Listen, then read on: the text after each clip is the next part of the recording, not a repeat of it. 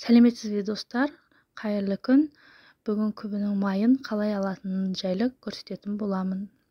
Табиғи айран. Мына құлдың айранын күбінің ішіне саламыз. Мына күбі қазір 21 ғасыр болғандықтан осындай күбі сатып алғанбыз.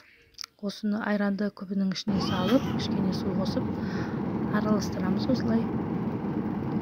Өзі араласқан сайын майы өз бетіне шығады.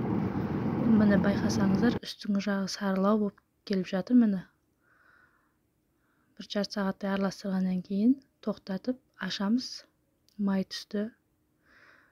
Осылай сап-сары болып түседі. Енді осы майды сүзіп аламыз. Қолымызбен әдемілеп сүзіп, ыдысымызға салып аламыз.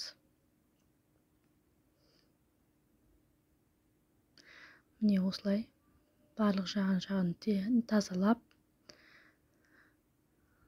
сылып аламыз, бетіндегі майын қалқып аламыз. Енді осы майды таза суға жуып тазалап аламыз, айраны кеткенше. Айранын дәмі салқын суда, міндетті түрде салқын суда жууымыз қажет. Кейін қалауымызша тұз қосып алсаңыз болады. Енді мынау қалған айранды ыдысқа құйып алып, оны газдың үстіне қойып бір ысытып аламыз. Бұл бізге құрт жасауға сүзбе болады. Міне осылай қалтаға құйып іліп қоямыз. Осылай іліп тұрады, май дайын. Тіркеліп лайк басып жіберуді ұмытпаңыз. Келесі жаңа видеоларды көру үшін қоңыраушаны міндетті түрде басып қойыңыз. Ас болсын.